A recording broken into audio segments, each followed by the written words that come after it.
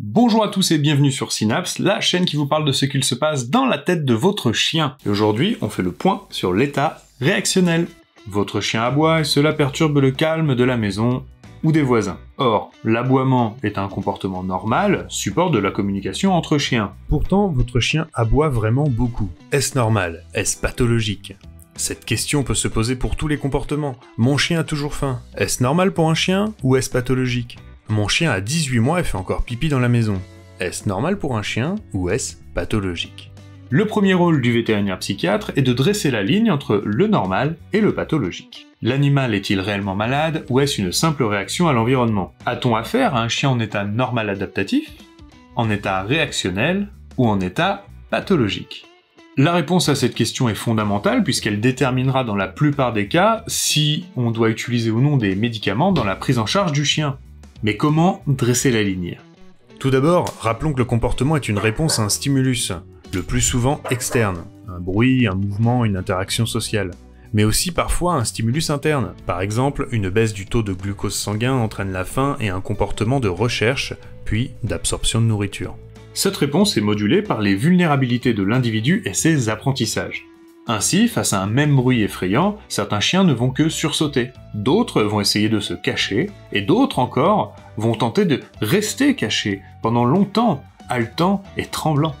Un chien en état normal est capable d'adapter ses réponses à son environnement. Chaque réponse le ramène à un état d'équilibre. C'est l'homéostasie. Cela veut dire qu'il y a une adaptation des comportements du chien au changement de son environnement. Le chien est en équilibre. C'est le cas par exemple de tous ces chiens de ville qui sont habitués au bruit et ne réagissent plus au passage d'une moto qui pétarade ou d'un camion qui klaxonne. Ils vont tout au plus tourner la tête en direction du bruit et revenir à une certaine indifférence. En revanche, si un élément anormal surgit au milieu de la ville, ils vont y réagir. Un chien en état réactionnel est soumis à des stimulus qui vont l'obliger à utiliser une réponse inhabituelle, souvent coûteuse en énergie pour lui permettre de regagner l'équilibre.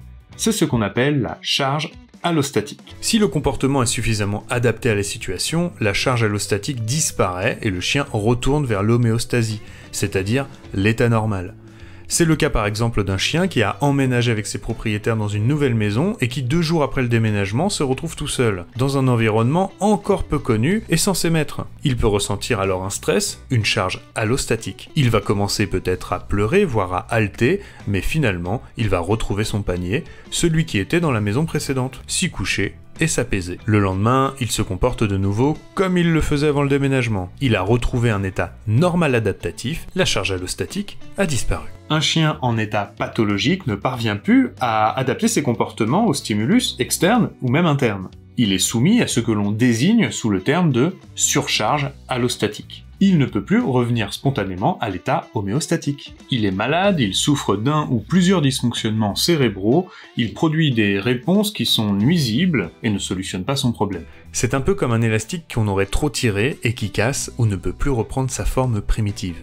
Dans le cas de notre chien laissé seul dans sa nouvelle maison, en fonction de son histoire de vie et de ses vulnérabilités génétiques, au lieu de s'apaiser dans son panier, il peut persister dans divers comportements qui ne sont plus adaptatifs. Vocaliser, gratter la porte ou les murs, détruire des objets, déambuler sans arrêt, sans jamais trouver l'apaisement. Parmi les différents états pathologiques, celui-ci souffre d'anxiété. Il a donc besoin d'une aide médicale pour traiter l'état pathologique anxieux, afin de sortir de ce cercle vicieux pour retrouver des réponses comportementales adaptées à la situation. Il y a donc 3 statuts. L'état normal ou d'homéostasie, l'état réactionnel ou de charge allostatique, qui peut évoluer soit vers un retour à l'homéostasie ou état normal, soit vers la surcharge allostatique ou état pathologique. Ainsi, si votre chien semble produire des réponses qui sont inadaptées à la situation, comme par exemple un aboiement alors que l'intrus est parti depuis longtemps, ou même une peur exagérée alors que ce n'est pas la première fois qu'il voit ce stimulus, ou encore que ses apprentissages ne fonctionnent que s'il n'y a pas de stimulus extérieur, il peut être en surcharge allostatique, incapable de trouver une réponse qui serait adaptée à la situation tant qu'il n'est pas traité. Alors, si vous avez des doutes, n'hésitez pas à consulter un vétérinaire spécialisé dans la médecine du comportement qui pourra vous dire si le problème a une origine cérébrale que vous ne pouvez pas résoudre sans traitement. Et j'espère que vous avez appris des choses dans cette vidéo, et si c'est le cas, qu'est-ce qu'on dit? Et à la semaine prochaine.